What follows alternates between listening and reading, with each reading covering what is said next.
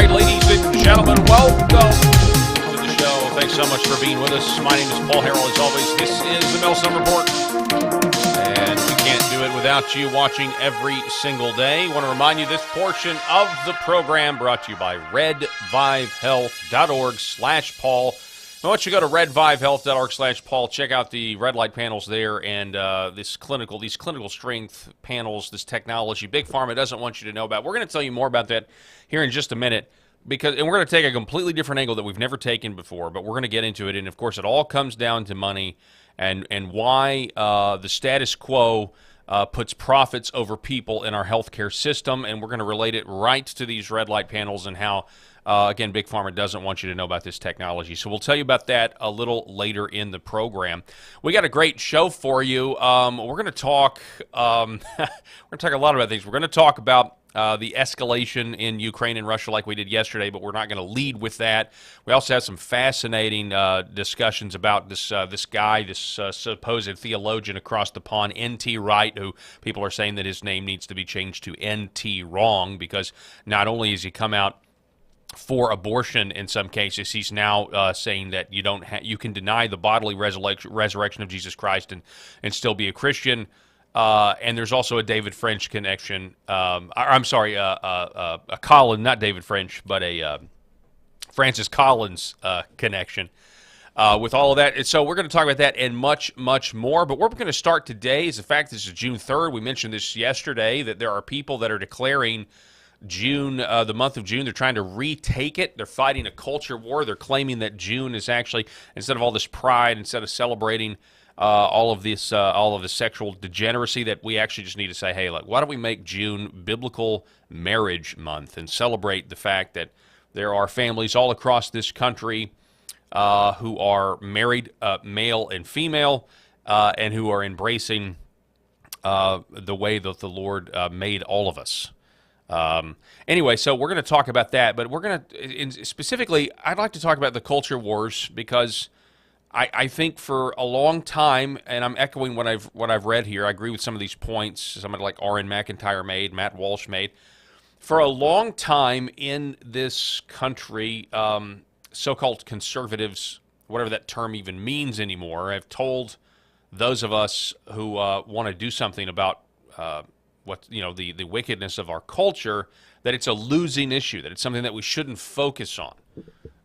This also spills over into more things than just, let's say, the LGBT. It also spills into things like the border. I mean, I remember being in politics, not really understanding that the border was a winning issue, that Donald Trump made it, but many people in the intelligentsia, the Republicans, said, oh, no, that's a losing issue. Of course, I think we now know when they tell you it's a losing issue, it's something that the Uniparty agrees with and they want to keep going.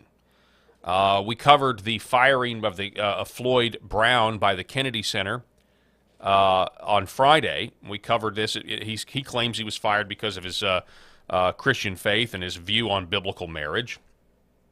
But one of the reasons that, one of the videos that CNN found that got the Kennedy Center to fire him apparently was talking about the fact that Republicans, many of the reasons why we can't move on family issues or see these moral issues be advanced, is because many Republicans have homosexual staffers that work for them, and so it's a non-starter with them as well, and so that's why we have so many of these losses throughout. But I think the culture got wicked enough that people said enough's enough. Whether fighting the culture war is a winning issue or not, people are now feel compelled to fight it regardless, and wouldn't you know it, it seems to be a winning issue. And I will even say this. I mean, if you look at this idea of, going woke, going broke, and everything else, I think it's certainly the case. I have seen way less. The front page of Google on June the 1st and June the 2nd looks normal. Normally it would be, splattered with rainbows. So there definitely has been a shift, and I actually think that's why it's time to double down and continue to talk about this. And there are plenty of people. Sorry, I was distracted for a minute. Plenty of people who are. One of those people is a state senator by the name of Dusty Devers. Dusty Devers writes, "Are you sick of Main Street being turned into a pedophilic strip club every June? It will never stop until we fight back. Now, he's raising money. He wants to overturn the Obergefell resolution and wants a natural family tax credit, wants to ban Drag Queen Story Hour, all good things. But this was the headline that he posted. Headline, Washington Dems silent on nude pride cyclists exposing genitalia to crowd, including kids and families. So apparently, several naked bike riders went to wash off at a fountain in town where children were running and playing. So there are still instances, so this is what I'm saying, we've got a lot more work to do, even though we have some corporations, not Major League Baseball, we have some corporations who are abandoning this the rainbowification of the month of June. We also have this outside. You remember the Rocky statue where in the movie Rocky where he runs up the steps of the Philadelphia Museum of Arts? Well, so today they unveiled, instead of a red carpet down those steps, they now have this rainbow carpet, which is kind of odd considering that you do have people in Florida who were charged where they do the rainbow crosswalks, and you had people peeling out or burning out, leaving the tire marks intentionally to deface the rainbow. Matt Walsh writes, so the idea is that we trample the pride flag under our feet. I love it. Great idea. I'll make sure my boots are extra muddy. So there's still going to be, and that's why the title of this video is that blue states are still coming for our kids. I think we have to understand this. Blue states are still coming for our kids, and we certainly saw that last month in the state of Colorado. Megan Basham, the author of Shepherds for Sale, she writes, I have never cared about baseball in my life. This year I'm watching and I'm rooting for the Rangers. That is because there is a newspaper article, a local, sorry, there's a fly in here, local newspaper article writing that Rangers alone lack a Pride Day. With no LGBTQ team is sole holdout among MLB clubs. The baseball calendar in June is populated annually by game promotions to celebrate Pride Month and welcome the LGBTQ portion of an MLB team's fan base. They've been known by various titles over the years: Gay Day, Out at the Ballpark, or just simply Pride Night. The Rangers are the only team that doesn't have a Pride game promotion of any kind. There's no indication that they're planning to have one in the near future either. Experts and advocates say there's value in hosting a Pride Night, specifically in celebrating that portion of the fan base as a way to grow it and retain it, as well as highlighting other efforts. The Rangers haven't publicly spoken about their specific internal initiatives to promote, and it cuts off. You have to go to 5C. I don't even know what this exact publication is. But this is actually a reason to root for the Texas Rangers, I'll tell you that much. So in Major League Baseball, they are still promoting, the rest of the teams are still promoting Gay Day or Rainbow at the Ballpark. Out at the ballpark. Out. I guess that would be coming out. Is that what that's supposed to mean? What are we doing? Can you believe this? I mean, we're going to look back, I hope, if this country survives all of this and stays intact and Lindsey Graham doesn't start World War III, really going to look back at this and say, why in the world did we ever think that this was a good idea? It's pretty incredible. But the tide appears to be turning. R.N. McIntyre writes, for decades, conservatives were told that the culture war is a losing issue, and exercising power is against their principles. Because of this unilateral political disarmament, corporations, government bureaucracies, educational institutions, and even the military got so bad that they basically held a month-long festival celebrating the mutilation of children. Incredible. He says conservatives finally stand up to this degenerate trash and start wielding power. Half of the Pride Month sewage magically disappears. I think Target is going with a 4th of July theme. Maybe there's some Targets that are still doing it in, I don't know, like San Francisco, if they don't have everything behind glass, locked glass because of the thefts.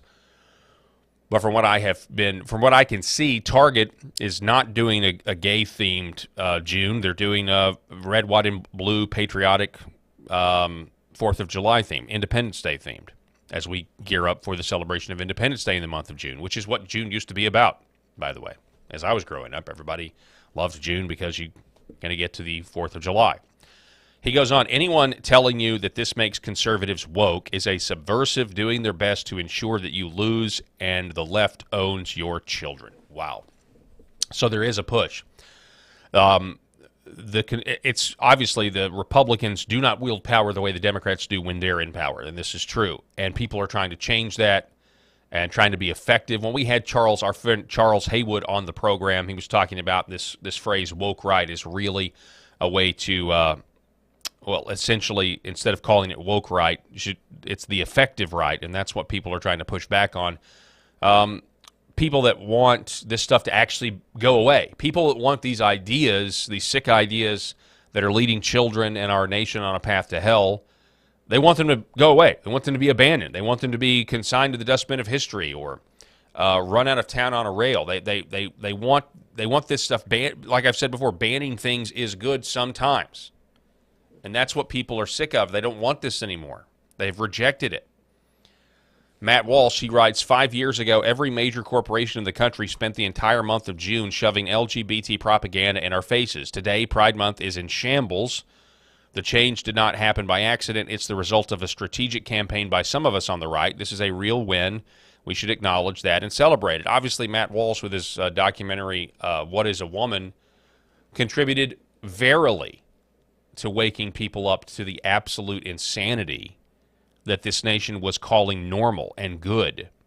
And the people who were asking questions and exposing this and calling people to repentance, essentially, and saying this is evil and wicked, we were called the evil ones. We were called the bigots by the DEI, by the corporations, by the State Street, the Black Rocks that are owning all of these corporations. They own all these corporations. They were pushing all of this degeneracy on our population.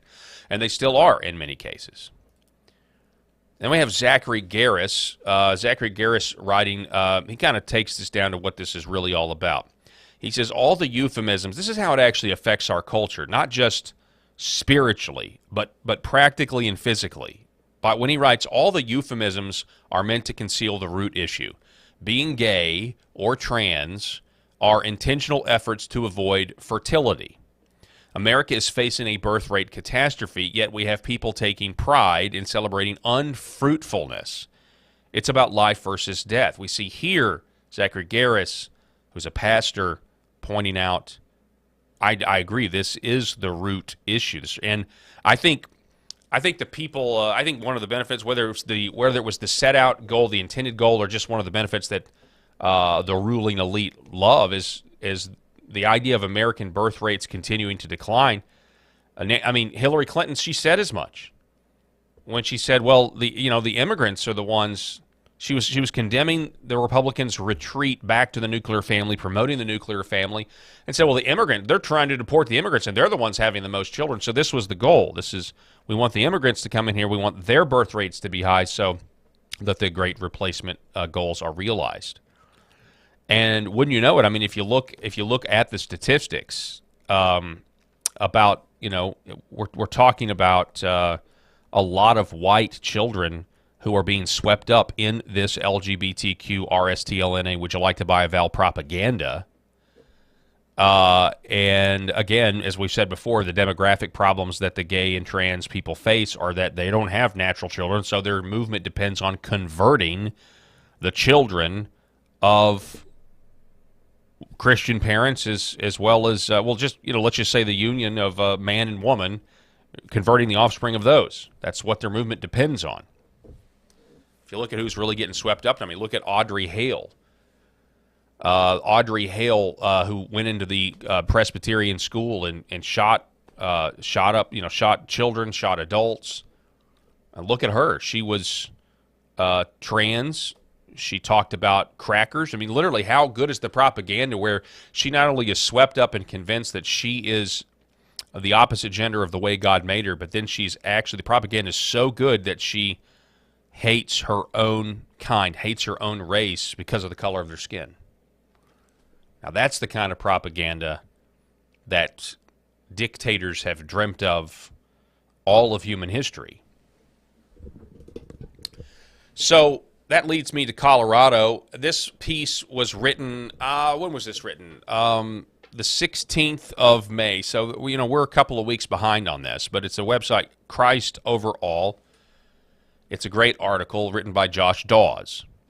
Headline, The Two Voices Every Preacher Needs. The two voices every preacher needs. He writes, a battle recently unfolded in Colorado over HB 25-1312, a bill, we talked about it on this program, a bill that would have defined a parent's refusal to affirm their child's transgender identity as, quote, child abuse. Now, talk about calling evil things good and good things evil. Transing kids and calling it healthcare is actually transing kids, child abuse. And they're going to say parents. In Colorado, they wanted parents who didn't affirm their child's new identity. They're saying that you're abusing the child. Pretty sick and wicked stuff. Just shows you how inverted evil can make people. In its original form, the bill allows the state to remove children from homes where their parents didn't support gender transition. So not only was it going to be child abuse, they were going, in the original bill, they were going to take the kids from the parents for refusing to go along with the trans delusion. Goes on. Pastor Chase Davis responded with prophetic courage. He spoke directly and forcibly to lawmakers, calling them to repent and withdraw their support for the bill. Quote, this is wickedness, he said plainly, without softening his words to make them more acceptable. But he didn't stop there. He further urged other pastors to take a stand in Colorado, rallying Christians across the state to oppose the legislation. Together, their efforts worked. The bill was significantly amended, and its most dangerous provisions were removed.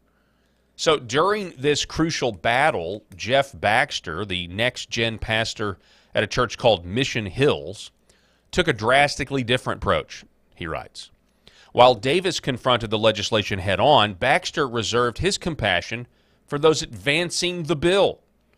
He spoke in gentle, understanding tones about the lawmakers promoting this devastating policy. He discouraged believers from vigorously opposing the legislation, writing in a since-deleted tweet, those laws you oppose are written by the lost.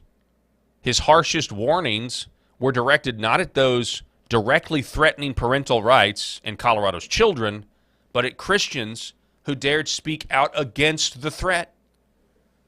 The implication was clear. Opposing this bill might hurt our witness with unbelievers who support it. So I'm sure I know what some of you are thinking. You're thinking, if you take that level of pacifism to its ultimate conclusion, I would wonder if this pastor from Mission Hills would ever defend his own family, let's say in the hypothetical situation that somebody armed with a gun or a weapon comes in and wants to do them harm. Do you lay it down because this person is obviously lost and we are not? Now, the historic Christian answer is, of course not. You defend the innocent, you defend your family, you protect the weak, and you do what is necessary to protect your family. And that's what the first pastor, Chase Davis, is trying to do. He's trying to protect his flock. He's trying to protect the children of his flock from an out-of-control government that is calling evil things good and good things evil. Versus this other pastor who is trying to do exactly what Russell Moore and the like of the woke people have done for years. Pacify your congregation, get them to sit on their hands, sanitize state rhetoric, sanitize regime rhetoric, make it palpable so they do nothing as you lead your sheep to slaughter.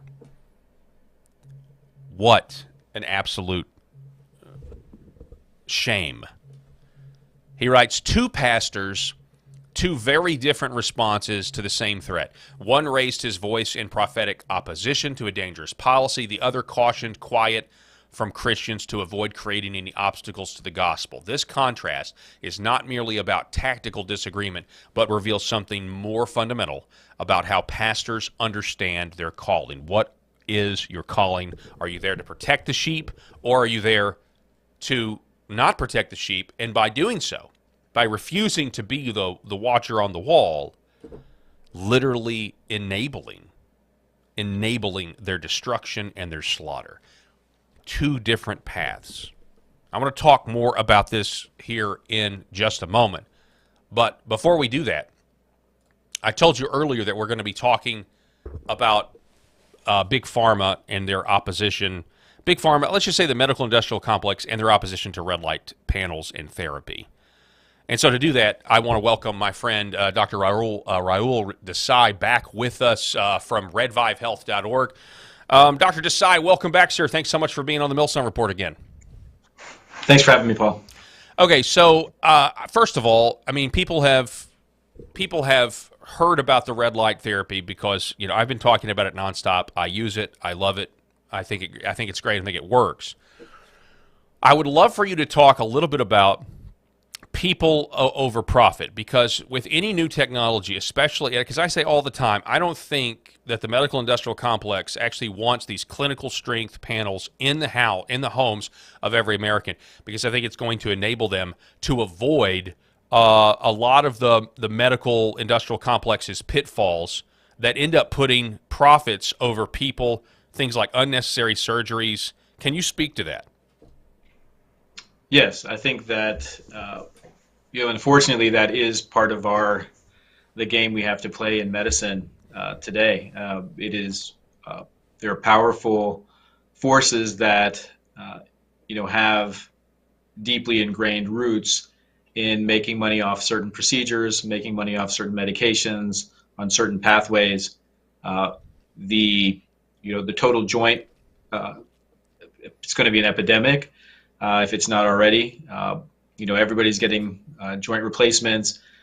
Some of them are absolutely needed, so they can be life-saving and game-changing. So I'm not putting that medicine down, but it's overdone because it's a for-profit industry, and they're readily available. And the more you do, the more you make. So it's just natural human tendency to follow that pathway. And if there are disruptions, we look at disruptions in tech in any field, and when we look at biotech with regenerative medicine, and I would put these red vive panels or red light therapy, infrared light therapy, in that regenerative bucket, just like PRP, stem cells. These therapies work. They are disruptions. They're frightening to the status quo, and they are suppressed. And so whatever chance that they can get to dismiss, to call out, to make illegal, the folks that have the vested interest, the stakeholders in orthopedics, in spine, they're going to push for those things to go away or to be discredited. And it's a shame, because there is such power to the regenerative medicine, to true preventative medicine, to change the trajectory of someone's health. We talk about arthritis affecting our communities, and that's of the joints and the knees and the hips, the shoulders, and especially the spine.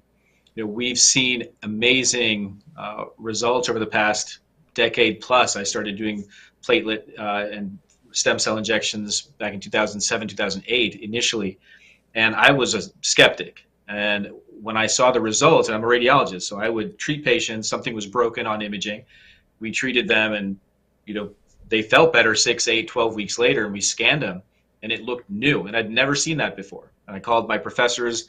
I trained at Washington University in St. Louis, one of the most prestigious radiology clinics in the world, and I sent my images back. I said, how does it go from here to this? And nobody knew. We hadn't seen it. And it took about 30, 40 patients doing that same thing to realize, wow, if we know what the diagnosis is, put this, the body's own regenerative medicine in that area, it will heal. And we're seeing the same sort of things with different energy-based medicines, with red light therapy, with shockwave. And unfortunately, a lot of these things aren't being covered by insurance, because they don't make a lot of money for the stakeholders. And it's really, really unfortunate that not only are they not being covered, but they're put in the limelight as illegal, as snake oil, as something that doesn't work. And it's really patients that need it, that truly need it. And there's a big cohort of patients in this country and around the world that they don't need these big surgeries. They don't need these drugs, these other medications. They can actually naturally heal. And like I said, sometimes they need those things, and thank God, there's amazing surgeons that can do that. But there's a huge population that's suffering right now, that needs this sort of medicine, and unfortunately, we're putting roadblocks in front of them. Yeah, I think you're exactly right. So, like, if somebody goes to the doctor and they've got arthritis, okay, or they've got joint pain, there's going to be a status quo series of things that the doctors are going to run through, and at the end of those paths, one of those paths it could be surgery. And so the idea of being, if there's an alternative like a red light therapy that they're not even considering, I think so many doctors, I think doctors are smart, but I think they confuse sometimes. I think they think that they're critical thinkers when, and many times they're just analytical thinkers. They're only allowed to analyze the problem in between a established set of goalposts. And it does eventually come down to money because if you steer the patient towards the surgery, that's certainly a lot more expensive than, say, I don't know, getting a red light panel from Redvive. I mean, it's a lot better for you, and it's not invasive. And of course, I mean, everybody I know, especially when you get older, when they opt in for that surgery, just from what I've seen, they rarely actually get any better. They may do better for a short time, but I think some of these surgeries just don't work, especially for the elderly. Yeah. The way that we're seeing uh, the current state of affairs in, say, pain management, and that word, pain management, or even in orthopedics, uh, we are kicking the can down the road.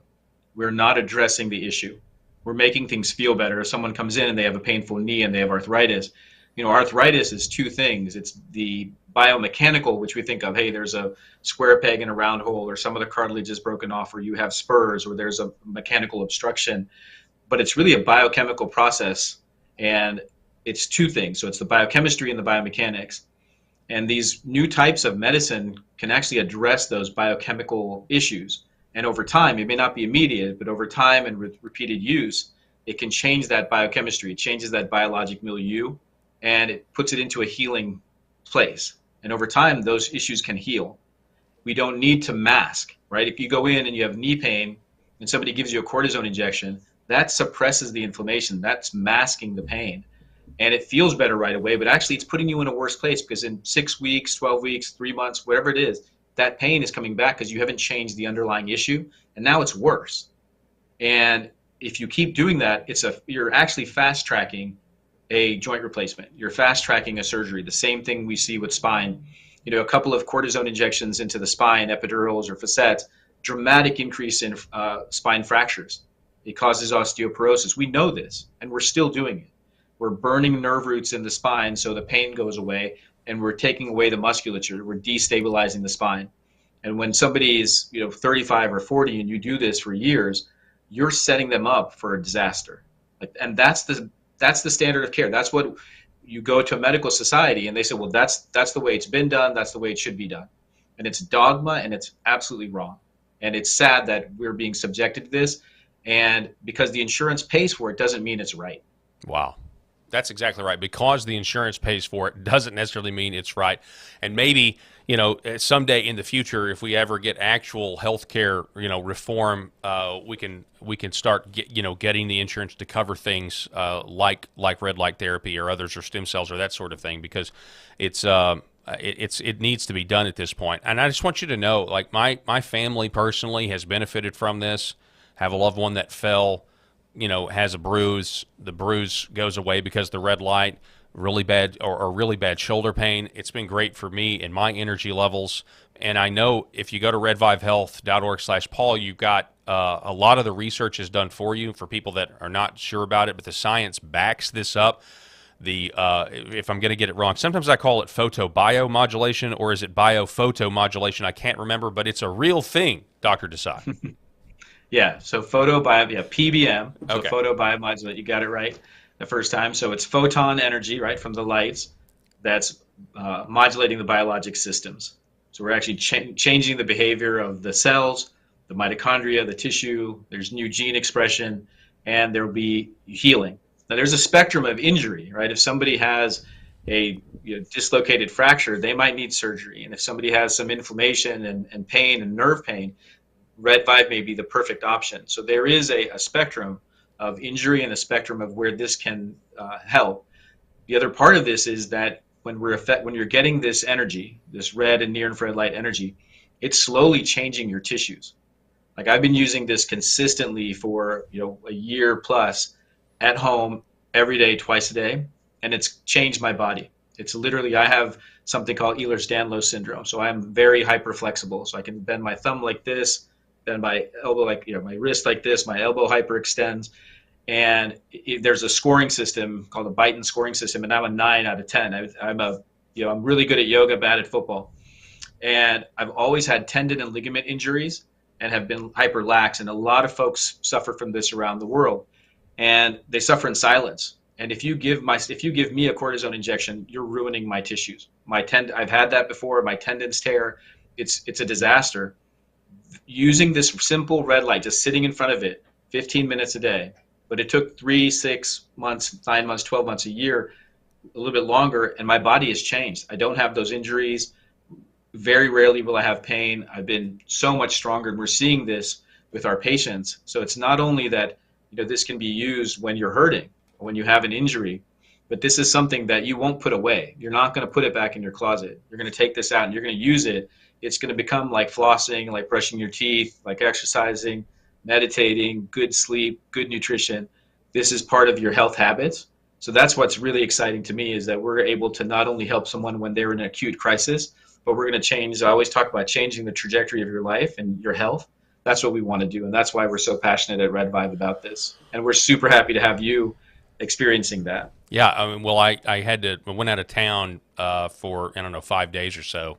Certainly missed it. I recognized that I wasn't getting the red light. So so it's like the first thing I did when we got home. So here's the deal. People have been hearing me talk about this, Dr. Desai, for a long time. People they know on the website, you get a discount when you go to my link, redvivehealth.org/Paul. There's a 60-day money-back guarantee. There's 0% interest financing available, but it's also a special deal this week. So if you've been putting off purchasing this, now is the time, because you can now combine my code for a limited time only because of Father's Day, okay, through the end of the week. You can use the code Paul and the code, you see it there on the screen, Fathers15, and combine, and I'm told all combined that will save you 30%. So a really special deal to celebrate Father's Day, if that's what you want to get, the man in your life, or who knows, the woman in your life. Even if it's not for Father's Day, you can use the Father's Day code. It's a free country. So up to 30% off today through the end of the week. So now's the time. Now's the time to act if you guys want to do that. Dr. Desai, I'll give you the last word, sir. No, I love it. I didn't know about that Father's Day code. I'm a father of 5, and I can tell you every one of the kids uses this. We have 4, pretty high-level athletes, junior Olympians, and everybody gets hurt. Mom uses it. She's going to Machu Picchu in Peru to climb, and they're training, and it's been fantastic. So the entire family uses it. Even our 7-year-old, we use an ambient protocol to get him to sleep. It's kind of like the anti-blue light. You don't have to be real close to it. You just need to bathe the room, and it'll calm that nervous system down and give a really, really nice sleep. So it's perfect for Father's Day. So, awesome. Thanks for supporting, Paul. Yes, sir. Thank you. We'll do it again soon. I appreciate the great info. God bless. Yeah, folks, we're going to take a quick break. I'm going to be right back here. Going to hear a message from our good friend Mike Lindell. Don't go anywhere. Back in a moment. You're still looking good. I'm still feeling good. I've got all your MyPillow products. Mattress topper, bed sheets, MyPillows, towels, slippers, blankets. I'm interrupted this commercial to do something I've never done before. Get 2 MyPillows absolutely free on orders of $100 or more. I can't do this forever, so get on board with this great sale today. Our best-selling 6-piece bath towel sets or kitchen towel sets, just $29.98. Our famous standard MyPillows only $14.98. Queens $18.98. King size only $1 more. Body pillows $29.98. Multi-use MyPillow 2.0s with pillowcase $9.98. Save $40 on our Spring Percale and Giza Dream bedsheet sets. Any size, any color. So go to MyPillow.com or call that number on your screen. Use your promo code to save up to 80% on all MyPillow products. And when you spend $100 or more, get 2 standard MyPillows absolutely free. Life can be pretty unpredictable, filled with good days and not so good days. And sometimes, the only difference between the two is your level of preparedness. The Jace case lets you be better prepared for whatever comes your way. It contains antibiotics and other prescription medications so that you aren't caught unprepared. With the Jace case, you are able to get your prescription medication before the unpredictable happens, allowing you to turn those not so good days into great ones. Go to Jace.com now and get your own Jace case. All right, ladies and gentlemen, welcome back to the program. Just real quick, Jace.com, it's incredible. You can get all these, essentially life-saving medications. But when you do that, use the code Paul and save I think, $10 off of your case. They've got anti-parasitic cases. They got everything that you need. This was all done by a doctor who realized in the middle of COVID. In the middle of COVID, our supply chain was nuts. And so instead of having to deal with the pharmacies and everything else, or deal with pharmacies not wanting to fill your ivermectin prescription, you can take care of that now and have this stuff on hand in case anything like this ever happens again. You're going to meet a licensed doctor. They're going to ask you a few questions online. It's a very simple questionnaire process, and then the doctor contacts you after via email. It's really no big deal. They ask you a few questions. They want to make sure you're not allergic to any of the antibiotics they might send you, right? You may have a penicillin allergy. You may have a sulfa allergy, something like that. But go to Jace.com, Jase.com, and if you're interested in getting these medications so you don't have to go through the medical industrial complex and all of those barriers that they put up, just make sure you use my promo code Paul when you do that. So we got a great rest of the show for you, and I want you to know that the rest of the program brought to you by Curable Premium CBD. All right, so we were in the midst of talking about this story, a voice to gather and a voice to drive away. We're talking about this Colorado, really kind of continuing with our culture war talk, this fascinating case of two pastors in Colorado. So you have these two different pastors in Colorado addressing this bill that was going to take children away from their parents if they didn't use the pronouns that the school had indoctrinated them to use, calling it child abuse, which is extremely ironic. One pastor, Chase Davis, was like, this is evil, we've got to fight this, and the bill was significantly amended. Another pastor, a woke pastor, I think, Jeff Baxter, said, no, we don't need to do anything. It says, let me say, Josh Dawes writes, while Davis confronted the legislation head-on, Baxter reserved his compassion for those advancing the bill. He spoke in gentle, understanding tones about the lawmakers promoting this devastating policy in a deleted tweet. Those laws you oppose are written by the lost. His harshest warnings were directed not at those directly threatening parental rights, but at Christians who dared speak out against the threat. The idea was opposing the bill might hurt our witness and at the same time lead our kids to slaughter. Again, this is about loving your neighbor. This is also about loving the Lord your God, the two greatest commandments. You can't love the Lord, you can't love your neighbor if you're not also loving God. And if you're loving the Lord, you're not going to do something that sends your flock to the slaughter. So Josh Dawes makes this point about pastors needing two different voices. He says, to make any sense of this divide, we need to revisit the biblical model of pastoral ministry that John Calvin clearly articulated centuries ago. Calvin recognized that faithful shepherds need two distinct voices to care for God's people effectively. The pastor, he wrote, needs one voice for gathering the sheep and another for warding off and driving away wolves and thieves. Calvin wasn't just drawing from personal experience. In Scripture, Paul tells Titus that an elder must hold firm to the trustworthy word as taught, so that he may be able to give instruction in sound doctrine and also to rebuke those who contradict it, Titus 1:9. So the gathering voice draws believers towards biblical truth, nourishing them with sound doctrine and pastoral care. It's gentle, it's patient and nurturing, designed to feed the flock, strengthen their faith. This voice teaches the whole counsel of God, builds up the congregation in spiritual maturity, and welcomes sinners to repentance and reconciliation with God. Without this voice, a congregation starves spiritually, lacking the nourishment needed for growth in Christ. But then you have the warning voice. The warning voice serves a different but equally vital function. It sounds the alarm against false teaching, identifies dangers to the flock, and stands prophetically against cultural evils that threaten God's people. This voice isn't harsh for harshness' sake, but clear and courageous when clarity and courage are needed. Paul demonstrated this voice when confronting error in the churches, as did the prophets when calling out injustice and idolatry. Without this voice, wolves enter the fold unchallenged, and the congregation has no protection against harmful influences. He says both voices are essential.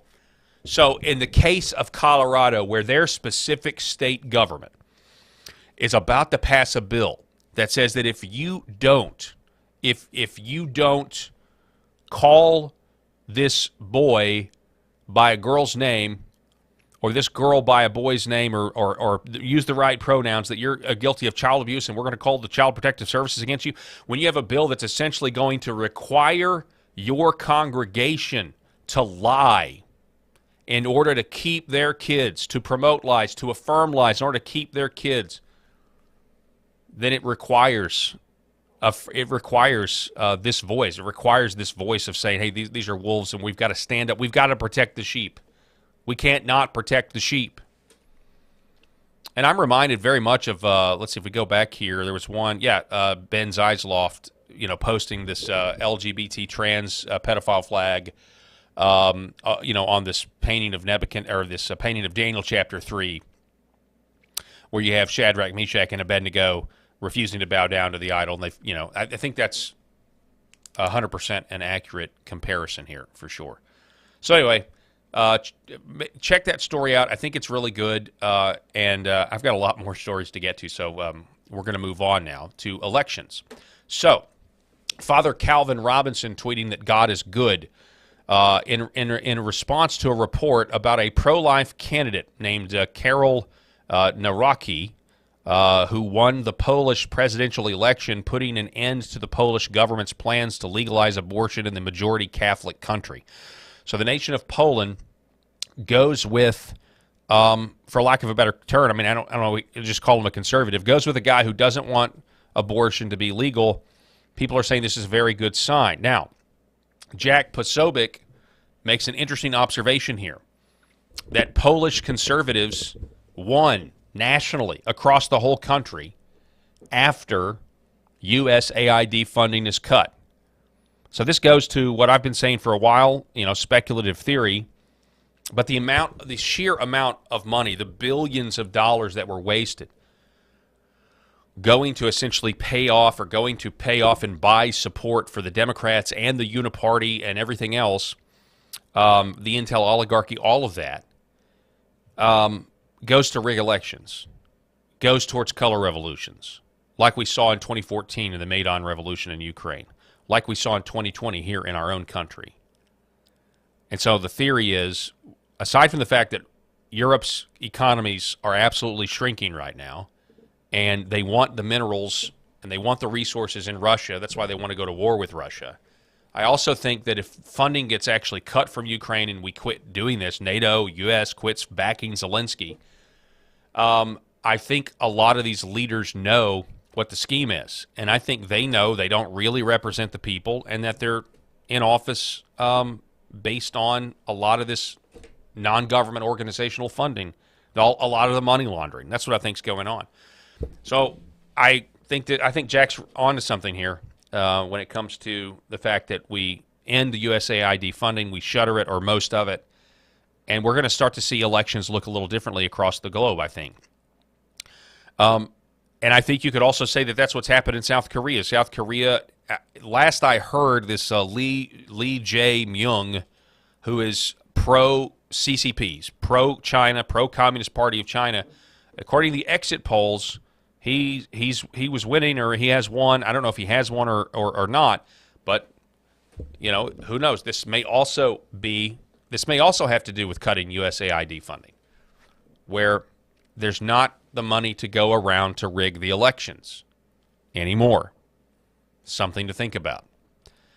And then more in Ukraine news, Alex Jones writing, NATO has struck again, breaking for the third time. Ukraine's security service blew up the Crimean bridge, this time underwater. The operation took months. Underwater supports were badly damaged at the base of the bridge, and so now, according to this, the bridge is now in critical condition. This is another attempt to derail Trump's peace plan.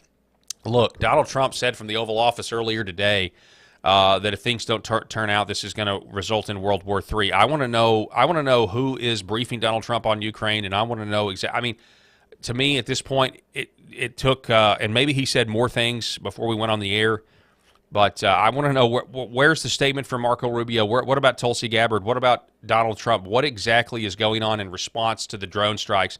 And I saw some of the Con Inc. media. I was watching some of that, and they were just like, "Oh, can you believe this was Ukraine? Oh, this was Ukraine.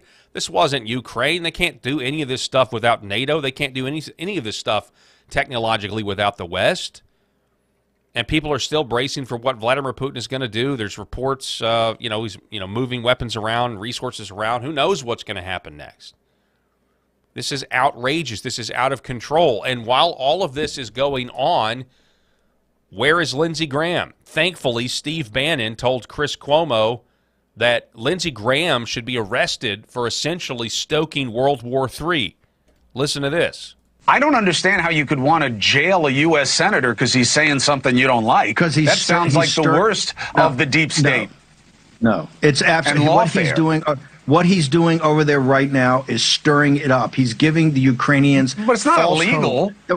He's giving the Ukrainians false hope. He's giving Ukrainians false hope that we're there to support them on engaging Russia in a kinetic conflict, and we are not. President Trump, so maybe he's wrong. Of President Trump. Hey, so maybe he's wrong, but what do you say? Throw him in jail. Two things ought to happen. Either cancel his passport and don't let him back in the country, or put him in jail if he comes back. Lindsey Graham is stirring it up right now. And people better wake up to the fact that we're getting sucked into this war. That's exactly right. They're trying to suck the United States into this war. And if we get sucked into a war with Russia and NATO, we will get sucked into a war with Iran in the Middle East. I'm telling you, if you have peace between Russia, the fact that Rubio and Trump have gone out multiple times saying they want to trade with Russia, they want to normalize relations with Russia, and now you got Lindsey Graham saying that, no, we want sanctions and we're going to sanction them, and I've got the votes in the Senate while this guy is going over there stoking World War III. It's absolutely crazy. And I don't see, how can that not be a crime? How can it not be a crime for a United States senator to travel across the seas, undermine Trump's agenda, by the way, even though Trump endorsed him, which is, that's a huge problem, but we'll get to that at a later date. Undermine Donald Trump's agenda for peace, potentially, like, what if he does? What if Lindsey Graham starts a thermonuclear war? Is that not illegal, where millions of people die? How could he not be held accountable for that? Well, in our system, people like Lindsey, they've got friends in the right places, don't they? Tucker Carlson, in his morning update, he actually picked up on this. Arrest Lindsey Graham. Steve Bannon says it may have to happen. Should Lindsey Graham be fitted for an orange jumpsuit? Steve Bannon thinks so. The former White House chief strategist on Monday said that the Warhawk senator should be arrested if he doesn't stop traveling overseas and stirring it up in Ukraine, arguing that Graham is undermining the president's authority by telling Volodymyr Zelensky to forget Trump, because he and his friends on Capitol Hill will keep approving aid packages no matter who occupies the presidency. And meanwhile, what is Lindsey Graham doing? Lindsey Graham is running these bogus ads like he and Trump are best friends. Inflation is finally cooling down. And now Senator Lindsey Graham and President Trump are fighting to permanently cut your taxes. We're going to deliver for you at home like we promised. Senator Lindsey Graham, endorsed by Trump, trusted by Trump. Incredible. Absolutely incredible. Lindsey Graham goes and begs Trump for an endorsement a couple of months ago. This was right after news kind of broke that businessman Mark Lynch in South Carolina, successful businessman, had donated to himself, his own campaign, $5 million. Begs Trump for the endorsement, and now Lindsey Graham is trying to start a war that would destroy Trump's peacetime legacy. Donald Trump ran on ending wars. Donald Trump ran on not starting any new wars. Miraculously, somehow, a policy that was successful in his first term, where we didn't have any of these new forever wars. And now, all of a sudden, we've got Lindsey Graham, who is completely, just so you know, like if World War III starts, or if we get dragged into war with NATO, or we get dragged into war with Iran, Donald Trump's legacy is ruined. It's destroyed. And yet Trump gives Lindsey Graham his endorsement, and now he does this. It's absolutely nuts. It's suicidal. It's well beyond any sort of like keep your your friends close and your enemies closer. Lindsey Graham is literally risking the lives of America's children, our soldiers, by going over there and just, look, this whole operation from the very beginning has been NATO refusing to take a loss. They refuse to take the loss. They want us to think that Vladimir Putin is somehow, that we're in a Rocky IV movie or that we're in Red Dawn. They're trying to play on these 1980s fears that were justified back then about the godless communist Soviets. But Europe are full of godless communist Soviets today. It's the Europeans who are imprisoning people over social media posts. Refusing to take the L, and it could wind up dragging us into a war. And so I don't know. I don't know. We really haven't heard much from President Trump on this, but he's going to have to do something, or we're going to get dragged into a war. Where is Tulsi Gabbard? Where is Marco Rubio? I'll also remind you of this article from a while back. Lindsey Graham, primary challenger. Did you know that Lindsey Graham's name was mentioned in the Podesta emails?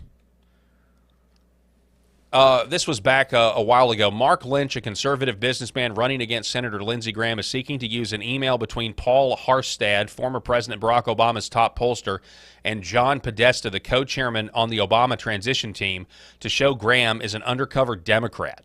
In a copy of an email from June 11, 2014, posted by WikiLeaks and viewed by Breitbart News, Graham is described as being the best future Republican ally of the Obama administration. Now, why would that be? War. You know, like when we almost went to war in Syria, almost bombed Damascus back to the Stone Age.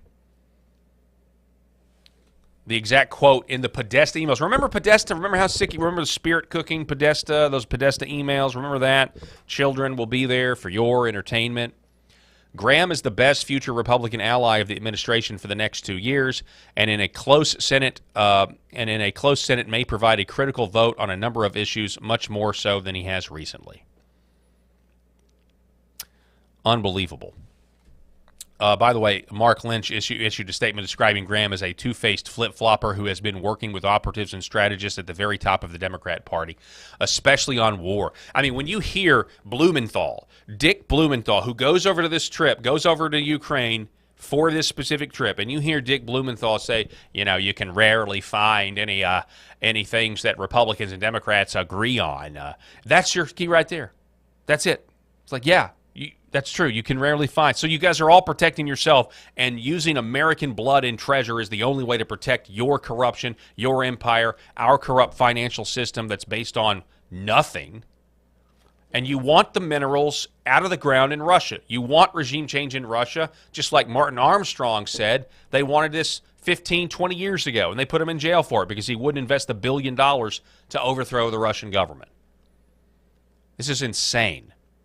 And they are risking nuclear war because I honestly don't think I don't think Vladimir Putin is bluffing, and I think there's going to be a massive response. And then, of course, the media will use that. They'll pretend like the drone strike didn't even exist. They'll say, oh, Putin's the only aggressor here. It's absolute nonsense. Mike Pompeo, I don't understand why. Look, these guys that didn't get in the Trump administration, like Pompeo and Nikki Haley, are out there trying to negotiate the start to World War III. These are enemies of the American people. And it goes back. Do we have a government that loves us or hates us? We very much have a government that has hated us for very long. They don't tell us that, but by their actions we know. By their fruits, you will know them. Sick, sick, sick stuff. Oh, my goodness. Let me tell you about Curable Premium Health and the great folks over at Curable CBD. So if you want to fight inflammation in your body and you are tired of taking ibuprofen after ibuprofen after ibuprofen or Aleve or Tylenol or whatever, I want you to do some research about CBD. It's all natural, but you get the best CBD if you use Curable. That's KURIBL.com. That's KURIBL.com. At Curable, they till the soil, they plant the seed, they harvest the crop, and they don't use any harmful pesticides or chemicals. And after they extract the CBD from the hemp, they send their products to a third-party lab, verifying all of their claims. So you're getting the best stuff for your money. The Muscle Cream is my favorite. It does great if you play tennis or anything like that and you've got the sore elbow or shoulder. I'm talking about instant relief. So we got also the sleep gummies. If you want to ingest CBD, a lot of people, they love a combination. You want the external use, you want to ingest it with the gummies, or they've got the tinctures you drop under your tongue. And the CBD goes wherever your cannabinoid system wants it to go. You have a cannabinoid system that can receive this molecule of CBD, and it's got great anti-inflammatory properties. I want you to check it out, KURIBL.com, and when you use promo code PAUL20, you will save 20%. Folks, that is all the time that I have for this edition of the Millstone Report, unless I'm providentially hindered. I'm going to be back here tomorrow delivering you the news. God bless everybody out there watching, and make sure, go follow me on X, at Real Paul Harrell. Go follow X American News on X, at X American News, and you can always subscribe. If you want to support what I'm doing directly, you can subscribe to my Substack, Paul Talk Show. That's paultalkshow.substack.com. And when you do, you'll receive a free copy of Left Wing Will and the Red Pill, the game that I wrote. That's all the time that we have for this edition. God bless. We'll see you tomorrow.